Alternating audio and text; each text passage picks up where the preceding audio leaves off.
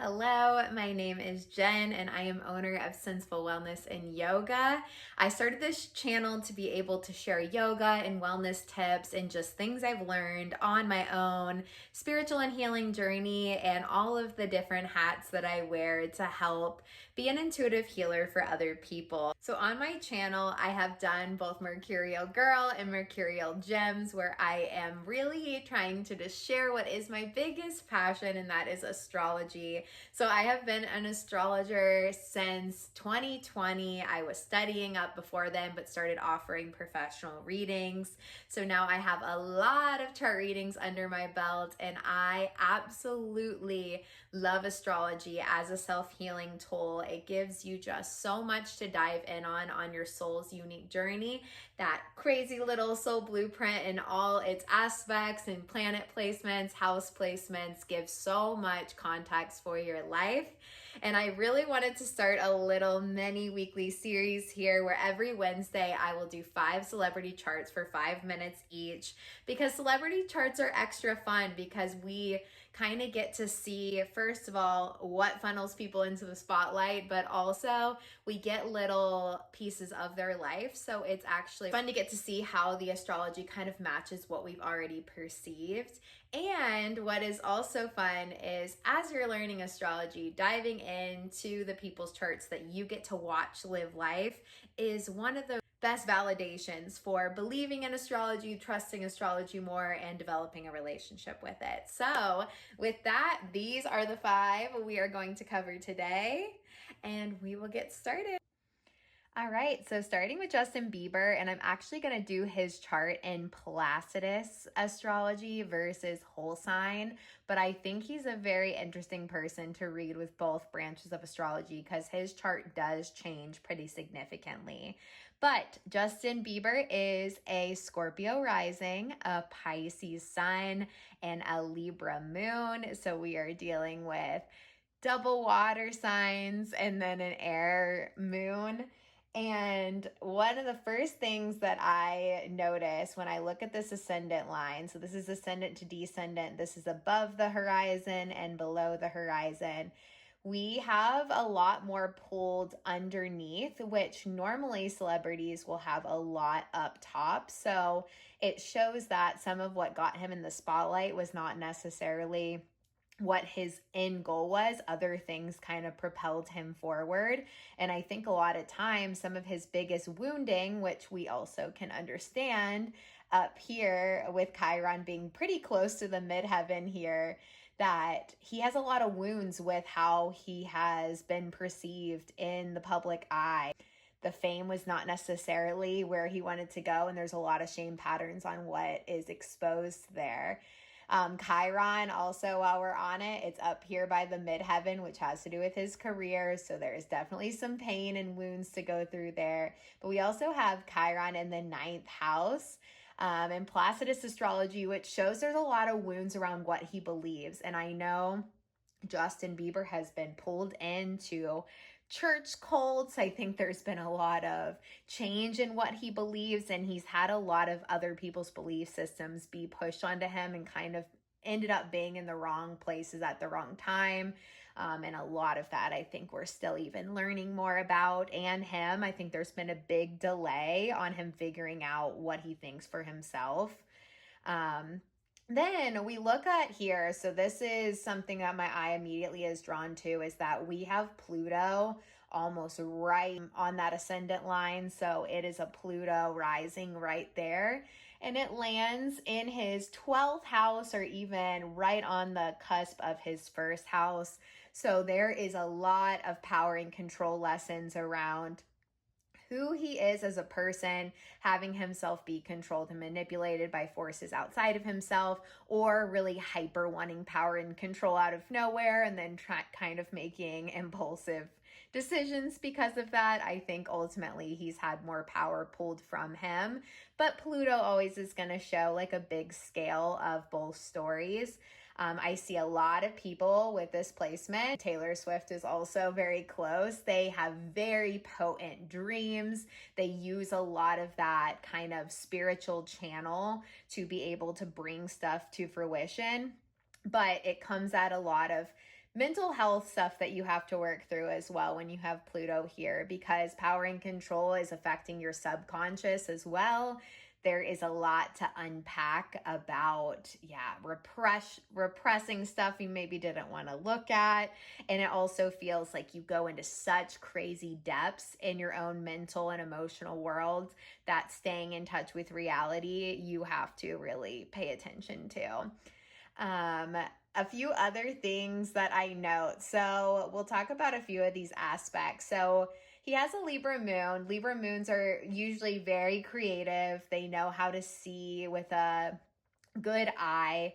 And I think when Libra falls into the moon sign, though, there can be a little bit of challenge deciding which direction to go. Libra is indecisive. They know how to act when something's really fair and clear, but they also can get caught in playing devil's advocate, doing stuff for people-pleasing tendencies because they don't want to go into conflict, and they can just get a little bit lost here.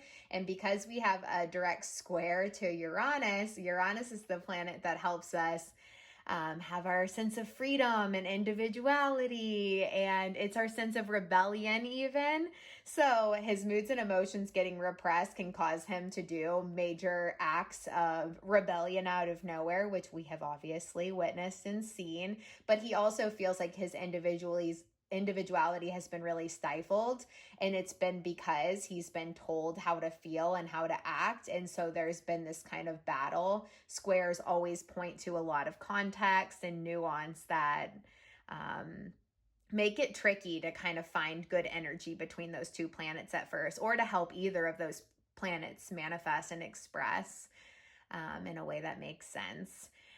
We'll do one other final point on Justin Bieber, and that is really just Saturn being close to the sun in Pisces. I see that, and I also see how it's attached to his Chiron wound up here of exposure. He is ultimately, Saturn always wants to help you out in the end, but there is going to be delays on him figuring out who and what he is. Your sun is your sense of individuality, and Pisces suns already can get a little bit lost. Water takes no shape, so it also can be a little elusive, and it can fall and merge with things the hard way. But when Saturn's there, there's a delay on figuring out how this can manifest well. Saturn in Pisces is happening as I make this video, so he has just had his first Saturn return, and there will be probably a lot more wisdom in the second half just from all of the lessons learned.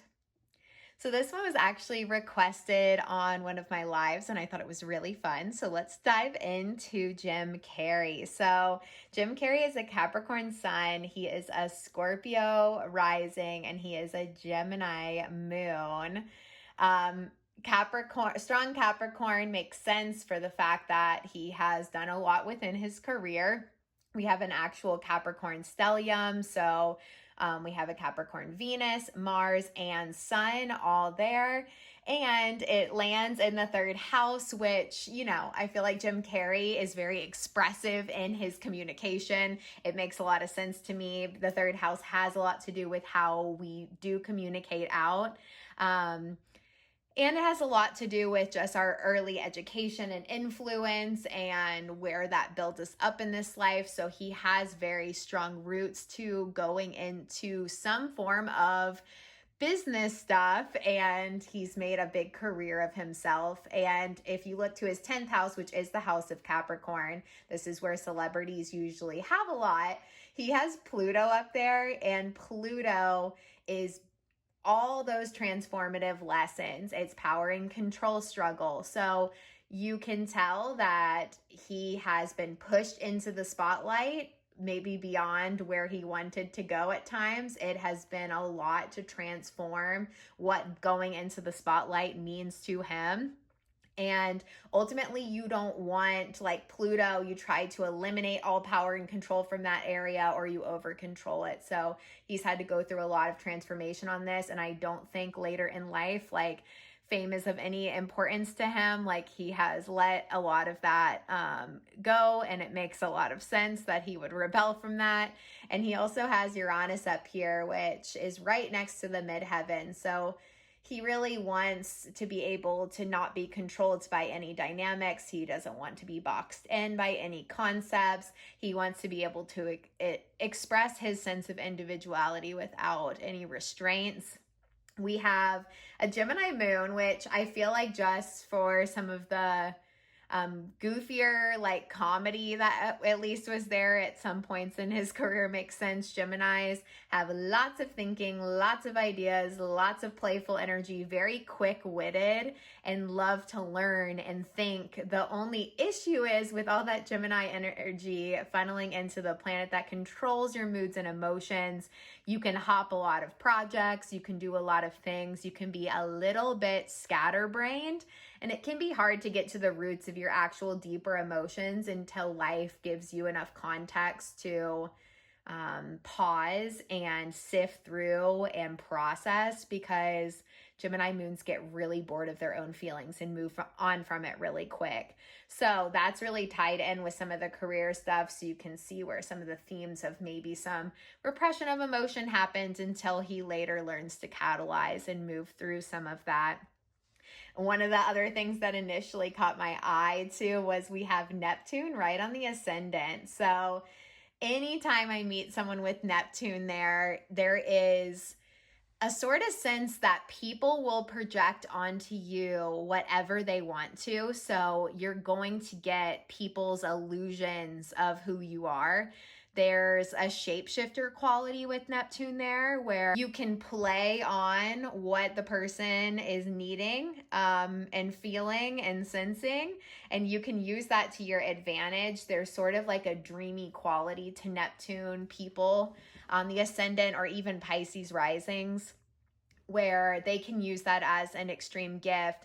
Their sense of self can be a little shaky at first, because you have to know how to like utilize that power without it turning into something to be self-conscious about. And that takes a little bit of work, and you really have to learn proper boundaries to be able to manifest that better. But those come in time. And there's a very, very strong spiritual path when Neptune's right on your ascendant, like your sense of spirituality and what you believe. Utilizing that to move forward with is going to be a way higher expression of that energy. And he has become very spiritual later in life. And I think that is very interesting food for thought as well. Finally, we have Jupiter, Mercury right here. They are pretty much in direct conjunction. So Jupiter is where you find fortune and luck and an expansive energy. And when it's with Mercury, Mercury is around your voice, your thinking. So he was going to be able to attract money and fortune in his life through his voice, and being an actor as one of the main channels of being successful does make sense. And he's meant to do this in an Aquarian way. When he does stuff for humanity and he does stuff unique and different, that's when he's most rewarded by the universe. And I do think he has an unconventional way of thinking and speaking, and he's been able to plug into that a lot more because it is with the South Node karmically. He is working through kind of shedding the attachment to this and is meant to be moving in another direction. He can move more towards that North Node. All right, and next we are going to spend 5 minutes on some musings on Halsey's birth chart.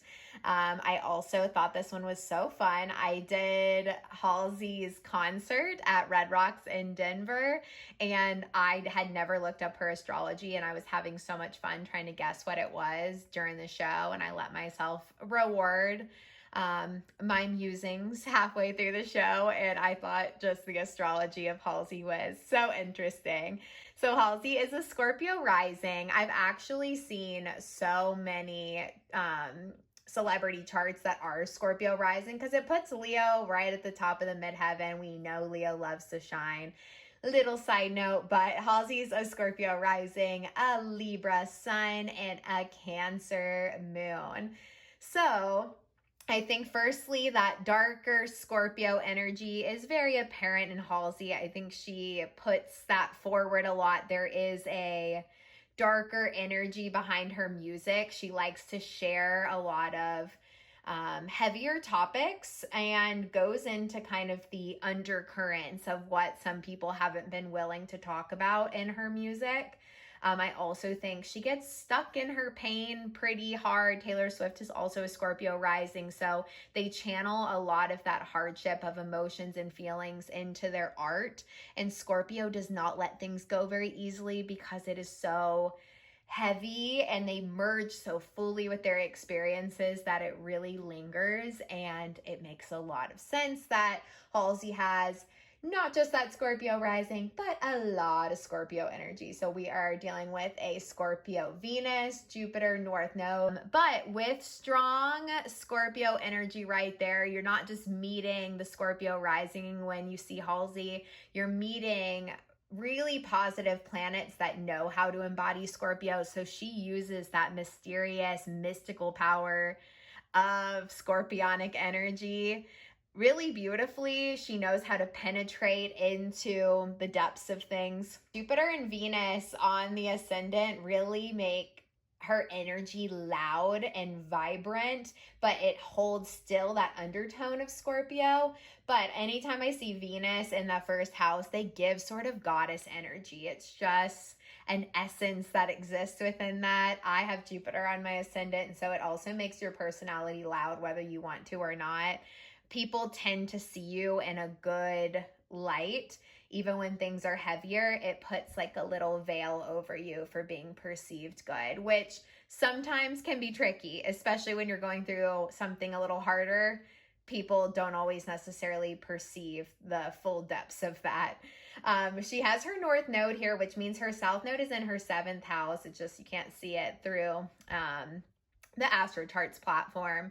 But her goal is to find a sense of self and direction and not get lost in relationships. Now, I know Halsey has had some notable relationship issues that have surfaced up. A lot of her karma comes from not wanting to change, to get stuck in relationships that maybe are comfortable, whether they're good or not, but they're just cling to what's familiar. Instead, she's supposed to really know how to embody a transformative, magical path where she really finds the deepest truths of herself. Her 12th house Mercury is so interesting. I feel like 12th house Mercury people are so psychic, really big channelers, and I can see how she can even use that to write songs. They usually have really mystical dreams or insights that come out of nowhere that they can utilize for perception of people around them, or writing is a huge channel for 12th house Mercuries. They need to be able to release their stuff, and it doesn't always come in conversation and talking. It's actually usually really hard for them to put things into words in the moment, but when they spend time alone and avoid, a lot can surface out. And she is actually in whole sign astrology a 12th house sun, which can struggle with a lot of mental health stuff, because the sun is meant to vibrate out, and when it's inward, it shoves a lot of that identity energy away, and it can add to you getting lost if you don't spend enough time wording yourself, protecting yourself, spending time alone. You can get lost in other people's energy really easily. I'll give one other fun fact on Halsey. So we have some really strong Cancer energy here with that Cancer moon and Cancer Mars. So not only does she write a lot of the stories around her pain, which is very Scorpio and Cancer, water signs, really stay on the emotional blueprints of the things that exist within their life, but it's how she drives a lot of energy forward is the emotion she feels and her relationships to family. I know she has at least, I think she has a couple kids, but that tie-in with family is going to be really strong here too. And writing about the things that she intuitively picks up on and feels, and some of the bigger themes of her life is also going to be a really important channel for her. So there's just a couple musings. Next, we're going to go into the chart of Zendaya. So Zendaya is an Aquarius rising, a Virgo sun, and a Taurus moon. So I already Love the vibes. Aquarius risings are meant to do things differently. They are meant to stand out, do things uniquely. It's always important to remember Aquarius is Leo's sister sign, so they really don't mind being in the spotlight, but they like to be known for their uniqueness or their humanitarian effort or just being eccentric and breaking the mold of what is normal.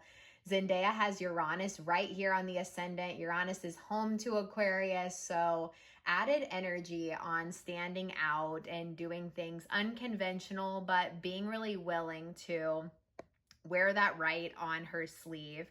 I know she got into performing arts and acting at a very young age. We definitely have a lot more planets above the horizon, which is pretty typical of someone that ends up being more public or at least more in the spotlight. We have a Virgo sign here, and it's the hard work ethic of Virgo that I feel like Zendaya really embodies.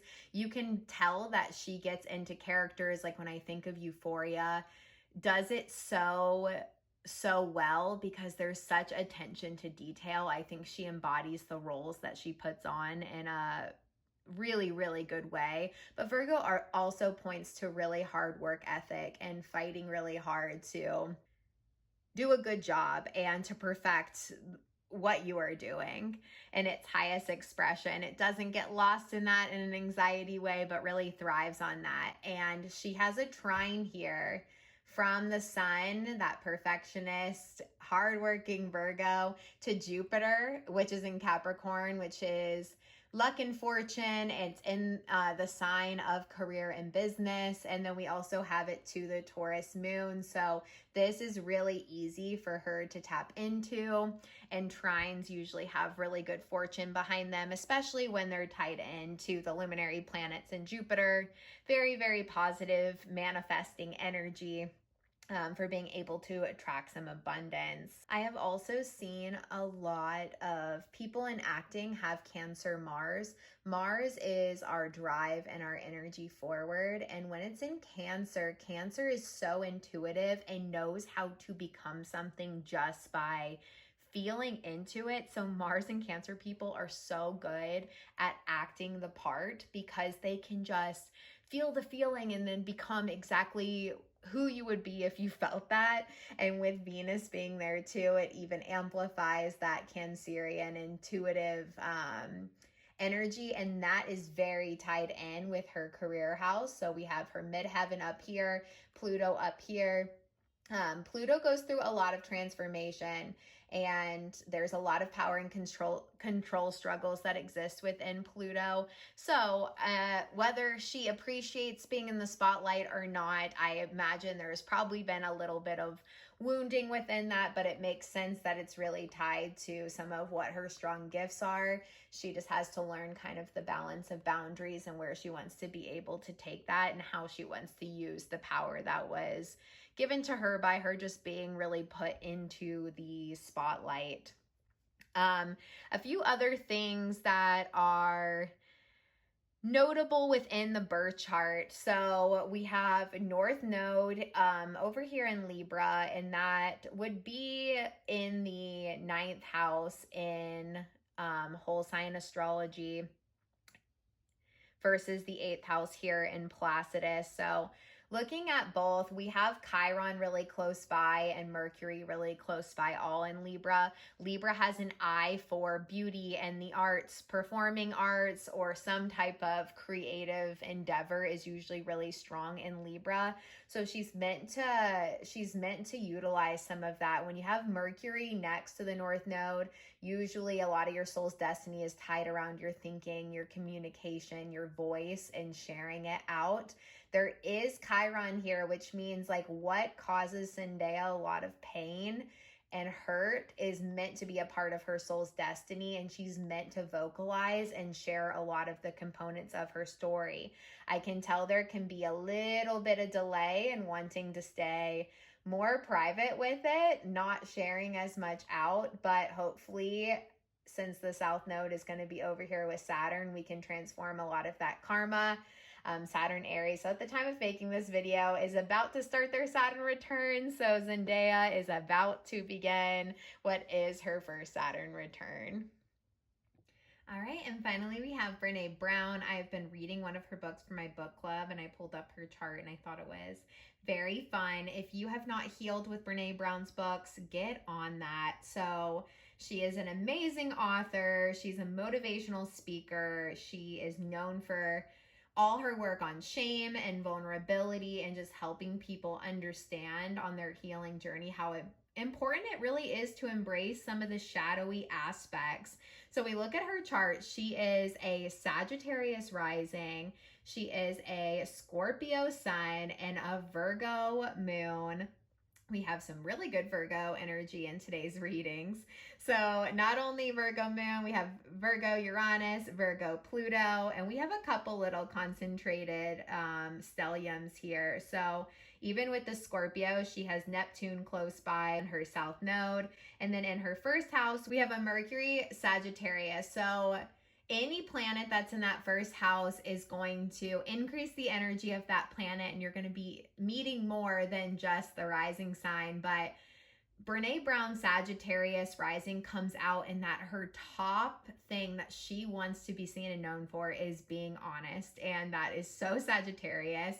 Sagittarius in time becomes very spiritual, but they have a lot to learn through action, because Sagittarius does not learn by just reading alone. They have to also experience something to integrate it. I think it's funny with Brene Brown's strong Virgo that she has wanted to read and know the details, but doing the details alone has not been enough for her. Her life has forced her to actually go in and experience things to integrate it in a more deep way. And I think the more she's lived an honest path through her own work, the easier it's been for her to channel what is all this Virgo energy. And so Mercury in the first house people, they talk a lot. They have a lot to say. They have their voice really right on their sleeve, a lot of their thinking, and she's known for what she says. She's a motivational speaker. So yeah, Sagittarius risings are already naturally lucky. With Mercury and Sag being right there, it shows that that's how she's going to attract some of the fortune. Now, this 10th house, I love that this is the house of career. We have her Virgo moon. She is known for doing detailed data work to pull up the results that end up being her life's work on why we need healing in very scientific way. So Uranus is sort of the mad genius scientist, sense of individuality, doing things different. It's right with her moon. So she likes to see things from an unconventional angle, and no one had really taken concepts of healing and made it more scientific. So I love that. And Pluto is also there. So she's gone through a lot of struggles because people did not perceive her work as being appropriate. Everyone wanted to keep to pleasant topics and didn't see how it was motivational to talk about what was hard. So she brings this shadowy influence of Pluto into what she's doing. And ultimately it's led to her success, but it's also led to her rubbing a lot of people wrong. And she had to fight to not be overly controlled and stifled for wanting to do the detailed work that has been her life's work. Very cute. She has a Jupiter in the 7th house in Gemini. I know her husband has been such a catalyst in just being a safety net for her as she has bounced into the unknowns. He's very good at talking things out with her and showing her that her voice matters, that she needs to keep going. She references that in the books a lot. So whenever we have Jupiter in the 7th house, your relationships end up really making a difference in the path that you are meant to live to express your highest sense of self. So I think that is really, really cute. And then another thing I see in her chart, which I am just piecing this together, is the 12th house is the house that really leads to a lot of isolation and having to spend a lot of time alone. I can tell she has really, really deep emotions and themes and tends to want to isolate but it is her south node here in the 12th house that shows like karmatically she has done the alone path before. In this life, she is supposed to bring it into the day-to-day structures of her life. She's meant to be with other people, help make a difference. So she'll want to go into hermit mode, not talk to anybody, but the universe is asking her to share her work, be with people, voice it all out. And I think that has been so relevant in a lot of the things she has talked about too. She cannot get consumed in her own head and mind stuff, but to step forward in that. So I also love that. So that's just a couple of my musings. I feel as though I could go on and on about every single chart. If you are ever interested in doing a reading with me, you can check out my website linked below. Thank you for being here on this channel and supporting my astrology niche. I have many other wellness tools, including yoga classes that you can find throughout my channel and in my community membership. That is $15 a month. Thank you for being here in this space, and I will see you for maybe our next Wednesday videos or in future videos I post here on YouTube. Thank you for following.